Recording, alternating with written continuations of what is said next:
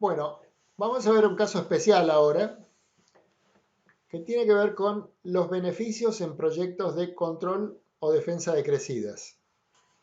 Veamos lo siguiente. En el gráfico de arriba a la izquierda, yo tengo lo que sería la típica curva de aforo. Es una ley que me vincula caudal con altura de una sección.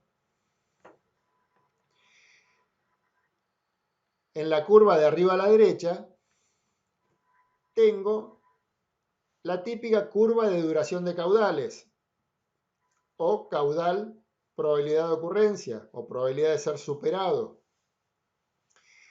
que ustedes han visto en hidrología y que volverán a ver en aprovechamientos hidráulicos a la hora de evaluar cuánto genera precisamente un aprovechamiento.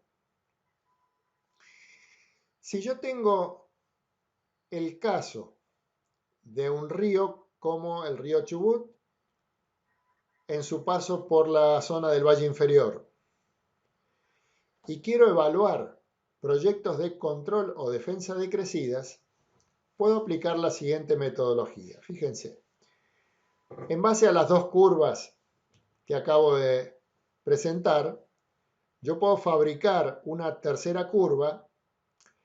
El gráfico muestra cómo podría hacerlo en forma gráfica. Por supuesto que es al simple efecto de su visualización, obteniendo esta curva que me dice probabilidad, pero ahora altura en ordenadas. O sea, la cota del pelo de agua y la probabilidad de ser superada. Entonces, reitero, tenemos altura caudal, caudal probabilidad y generamos una curva que es altura probabilidad. Esto me estaría dando la probabilidad de que en un periodo de un año, vamos a trabajar en términos anuales, los caudales estén superando determinado valor, los caudales estén superando determinado nivel, o el río esté superando determinado nivel frente a Trelew, por ejemplo. Bien, vamos a otro caso.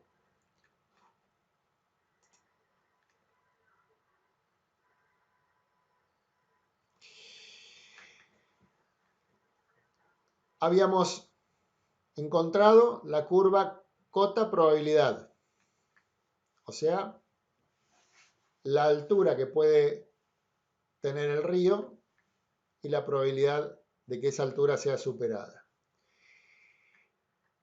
Puedo fabricar otra curva, esta es laboriosa, pero es muy importante, que es la curva cota perjuicios. ¿En qué consiste? En determinar a partir de un punto, que evidentemente este punto indicado como en la abscisa 0, o sea, perjuicio igual a 0, corresponde al punto de desborde del río. A partir de esa cota, el río desborda y por lo tanto tendré perjuicios.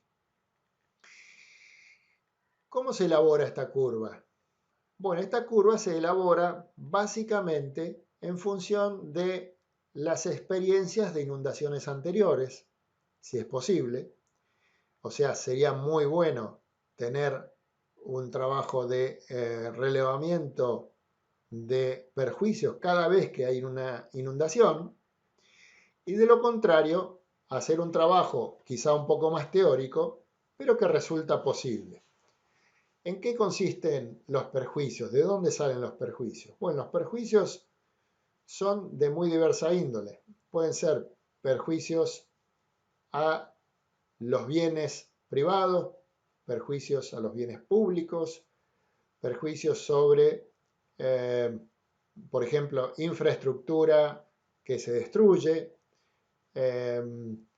perjuicios sobre las producciones que se pierden, y se pierden producciones, por ejemplo, porque se pierden cultivos, pero también se pierden producciones industriales, también se pierden durante la inundación, se pierden días de trabajo de montones de actividades. O sea, el cómputo de perjuicios que producen las inundaciones, incluyendo los perjuicios propios del costo del operativo durante la emergencia, el operativo de rescatar gente, alojar transitoriamente a la gente, alimentarla, tener el sistema sanitario en condiciones de recibir mayor cantidad de enfermos por enfermedades de origen hídrico o por resfríos o por lo que fuere. Es decir, hay una cantidad de elementos que nos deben permitir hacer un trabajo que, ya digo, es bastante laborioso, muy interesante, dando como resultado la curva cota-perjuicios. Si logramos hacer esto, la combinación de estas dos curvas nos va a permitir encontrar esta última, que es perjuicio-probabilidad de ocurrencia. La curva esta nos pone en un punto en el que tenemos el perjuicio máximo probable. ¿Por qué? Porque este es el valor máximo que se puede alcanzar. Tiene una probabilidad de ocurrencia muy baja, por supuesto. Y en este gráfico tenemos casi el 50% de probabilidad de que se produzcan inundaciones y por lo tanto en algún sitio de esta curva, de acuerdo a la probabilidad de ocurrencia, vamos a tener el suceso que corresponde a cada año que estemos analizando. Si juntamos todo esto, ahí tenemos las 5 curvas que estuvimos viendo para llegar al perjuicio máximo probable.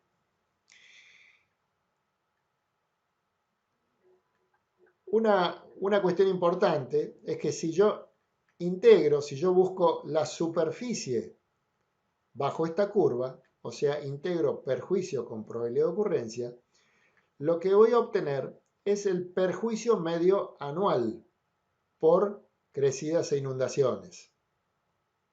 ¿Sí? ¿Se entiende cómo llego a tener un valor económico del perjuicio medio anual por las crecidas y las inundaciones?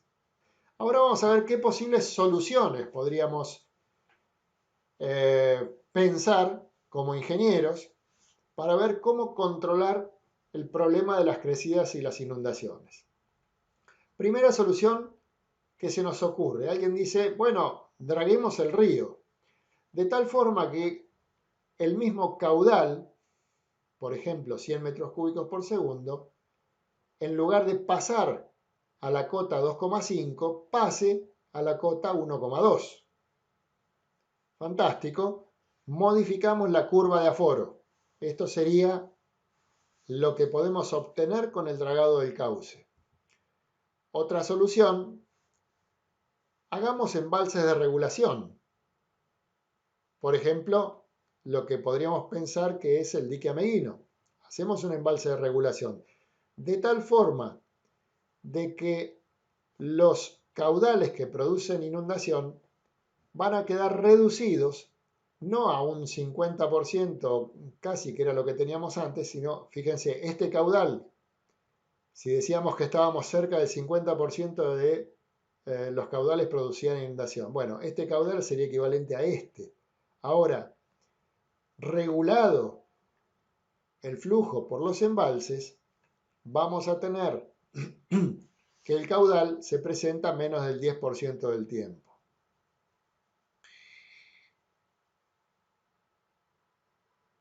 Otra alternativa, construyamos defensas laterales. O sea, a cada lado del río construimos un muro, un terraplén una obra de endicamiento lateral, de tal forma de que cuando el río supere la cota de sus márgenes, encuentre una barrera y pueda seguir creciendo sin inundar a nadie. Fantástico, esta solución tiene un detalle importante. El detalle importante que tiene esta solución es que desde la cota 2, describo simplemente lo que está en este gráfico que es cualitativo, desde la cota 1,8, digamos, hasta la cota casi 3, no se producen más inundaciones. En la cota de coronamiento de las defensas laterales anda por los 3 metros.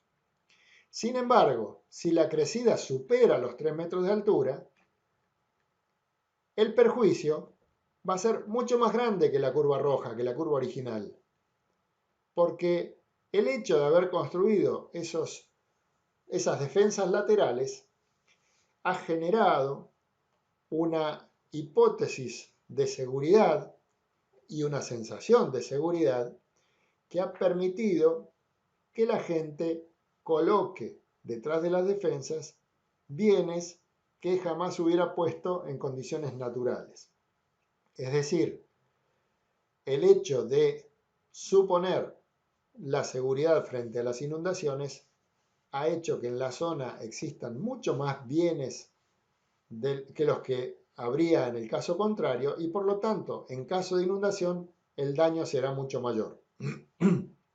Tal es el caso, por ejemplo, de lo que pasó en el Paraná cuando la crecida pasó por detrás de la defensa en la ciudad de Santa Fe y tuvieron un desastre.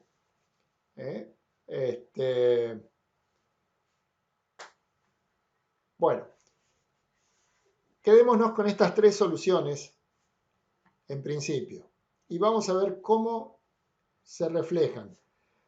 Colocamos las soluciones en nuestro esquema de gráficos. Tenemos la modificación de la curva caudal probabilidad en el caso de los embalses de regulación. Tenemos la modificación de la curva de aforo en el caso del dragado. Y tenemos la modificación de la curva cota perjuicio en el caso de las defensas laterales. Finalmente obtenemos este gráfico, que ahora amplío, y que me dice que la curva perjuicio-probabilidad me queda modificada de acuerdo a cada una de esas formas que se ve en cada alternativa. La curva correspondiente al dragado del cauce me da una forma, la curva correspondiente a los embalses de regulación me da otra, y la curva de defensas laterales, por supuesto, tiene toda una zona en que se anula el daño, pero tiene una zona en que los daños podrían ser mayores que los originales. A la hora de comparar alternativas, si las considero técnicamente equivalentes, yo debería elegir la curva que mejores resultados produce. Y si yo dije que el área bajo la curva roja era el daño medio anual, debo considerar que el daño medio anual para la curva de dragado será el área bajo la curva y también para las otras 2 alternativas. La diferencia de áreas entre el valor original, que sería el daño medio anual, y el daño medio anual que resulta de ejecutar el proyecto, me da lo que se llama el daño medio anual evitado por el proyecto. O sea, la diferencia de áreas me da los menores perjuicios medios anuales que van a ocurrir por hacer el proyecto. Y ese daño medio anual evitado, que es un valor monetario anual, yo lo puedo poner en mi fila de beneficios a los efectos de la evaluación del proyecto. Lo puedo poner en términos económicos e inclusive lo podría poner a efectos de evaluar rentabilidad. Por supuesto, es una posibilidad y está claro que en este caso, cualitativamente, como ha sido descrito, la curva que corresponde al dragado sería la que mejor situación o mejor resultado nos va a proporcionar. La curva correspondiente a las defensas laterales es una curva muy particular sobre la cual habría que hacer un tratamiento mucho más exhaustivo, ya que la posibilidad de generar perjuicios mayores que los naturales es una posibilidad que, bueno, debe ser muy analizada, discutida y aceptada eventualmente.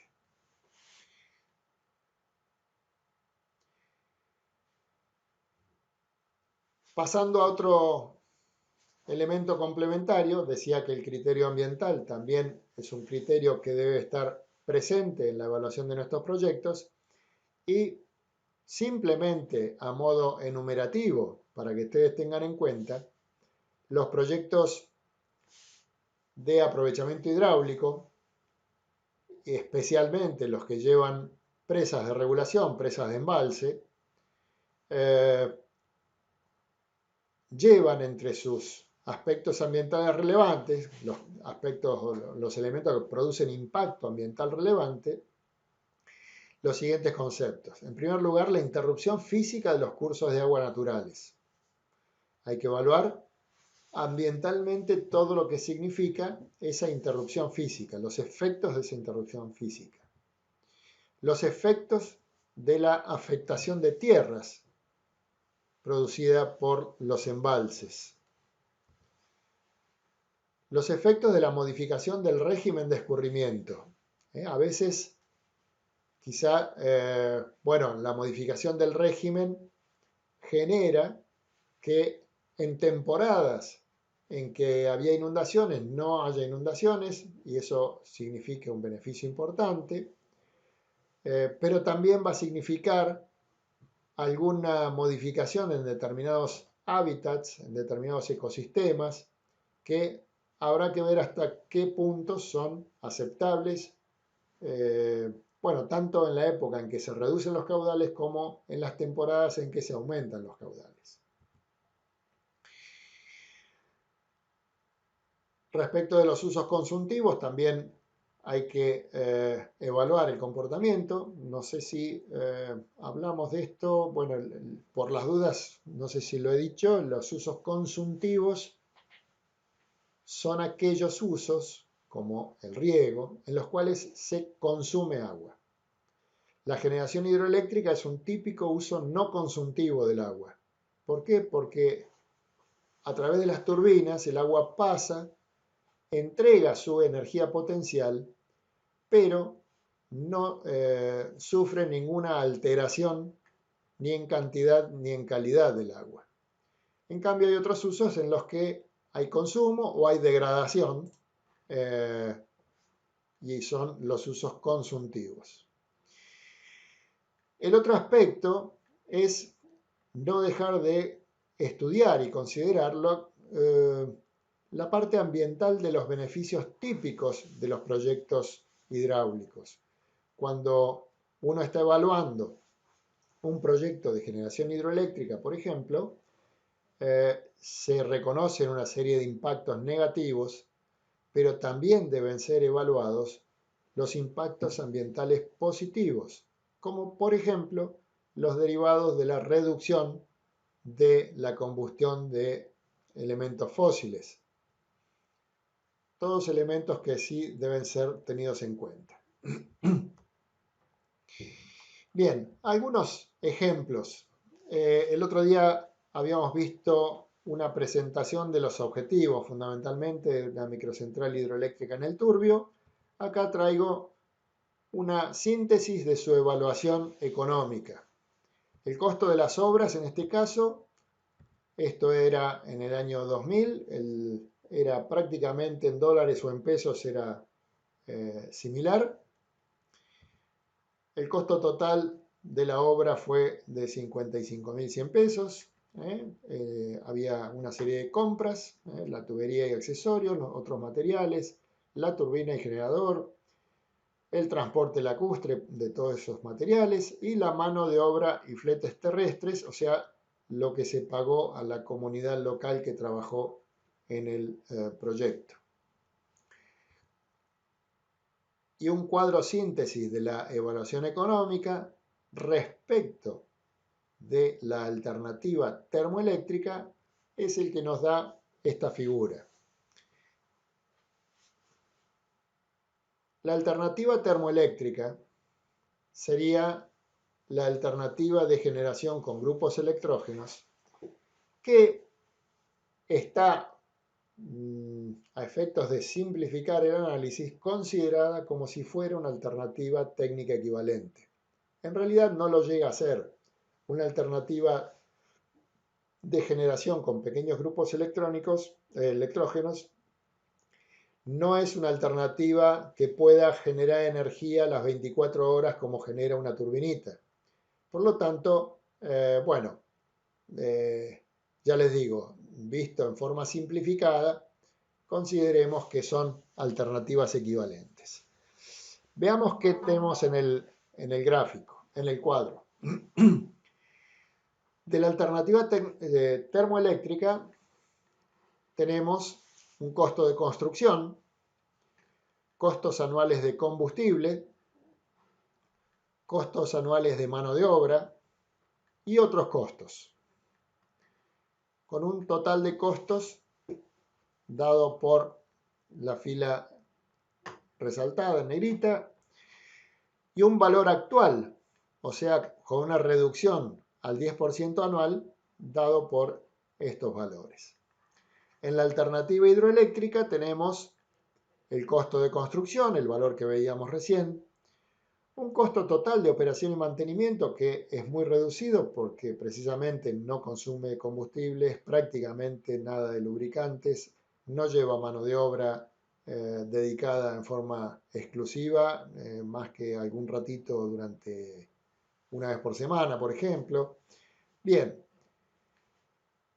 y tenemos también el valor actual. El saldo, termoeléctrica menos hidroeléctrica, nos está dando este valor de flujo de fondos y el saldo actualizado al 10% nos da la serie de abajo. Bueno, con una tasa de descuento del 10% nos está dando que el costo total actualizado de la microcentral hidroeléctrica es de 62.700 pesos, el costo total actualizado de la termoeléctrica 233.400. Los indicadores, un valor actualizado neto de 170.000, fíjense, respecto de una inversión inicial de 55.000.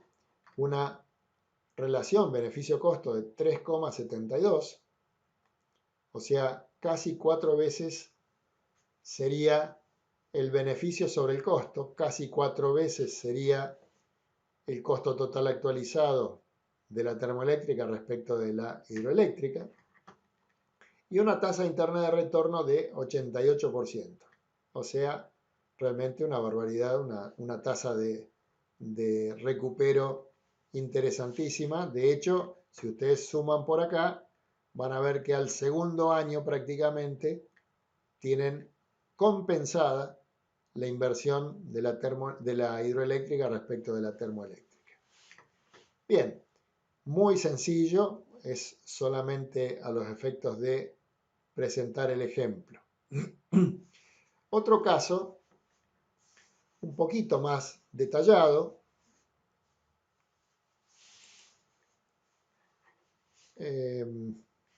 a ver.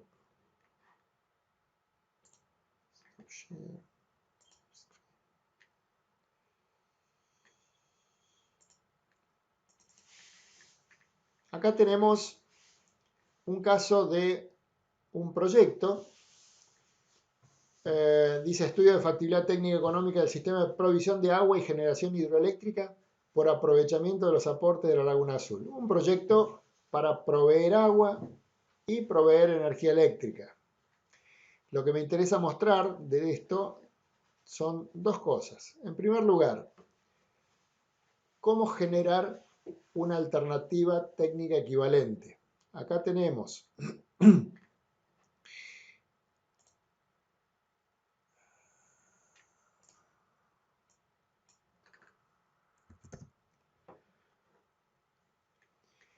en el cuadro de arriba tenemos la alternativa térmica, esto es para provisión de energía, con una hipótesis de demanda, había varias hipótesis. En un trabajo de 20 años de proyección, con una potencia máxima de la urbanización a servir por el complejo, que está dada por los numeritos que están abajo del número de año. Esa es potencia máxima en kilovatios que iba a demandar la urbanización. Bien, ¿en qué consiste el plan de equipamiento de la alternativa térmica? Bueno, seleccionado un módulo de potencia de grupos electrógenos de 32 kilovatios, inicialmente se colocan dos, de tal forma de siempre tener uno disponible y uno en posibilidad de mantenimiento. Al final del año 8 ya tenemos los 32 kilovatios prácticamente de demanda y por lo tanto debemos instalar un tercer grupo. Y al final del año 15 damos por considerada la finalización de la vida útil de los dos grupos electrógenos originales y debemos equipar con otros dos. Todo esto significa costos de implantación, costos de reposición, de compra de nuevo grupo, costos de reposición de grupos, etc. ¿Cómo es la alternativa hidrotérmica?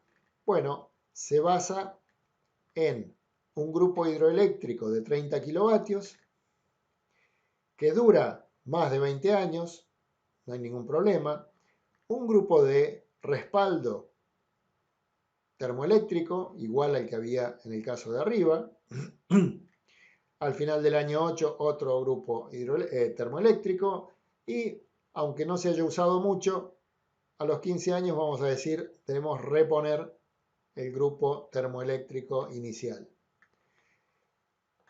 Esta es la forma de decir considero alternativas técnicas equivalentes. ¿Sí? Yo no puedo comparar una turbina contra un grupo electrógeno porque el servicio que producen es francamente distinto. Esto es lo que hice en el turbio, pero en el turbio al solo efecto de simplificar el asunto. En este caso, tratando de presentar un poquito más desmenuzado el problema, está comparado un esquema de provisión de energía frente a otro esquema de provisión de energía. Así, continuando, tenemos un cuadro en el cual tenemos del año 0 al año 20 los costos de la alternativa hidroeléctrica o hidrotérmica, porque tiene grupos hidroeléctricos y grupos termoeléctricos, y en la columna o en las tres columnas estas de la derecha, el beneficio, que es el costo evitado correspondiente a la alternativa termoeléctrica. O sea, es todo un plan de equipamiento versus todo otro plan de equipamiento. Y el flujo neto. Bueno, el resultado de este proyecto también fue con valor actualizado neto muy alto y una tasa interna de retorno elevadísima. Realmente era otro caso en que se hacía muy conveniente el proyecto que se estaba encarando.